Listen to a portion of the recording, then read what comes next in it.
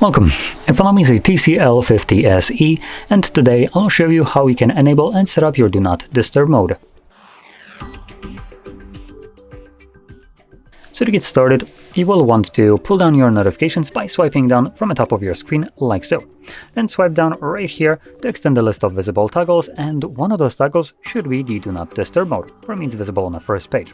Once you see it, I recommend holding it for the first time, which will quickly take you to the settings. Here you can go over all the settings, customize them to fit your need, and from there, once you have done so, you can then close this and tap on a toggle to enable it.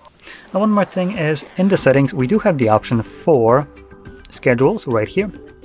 So if you're planning to use a schedule, just make sure it is enabled in here, and that's all you need to do.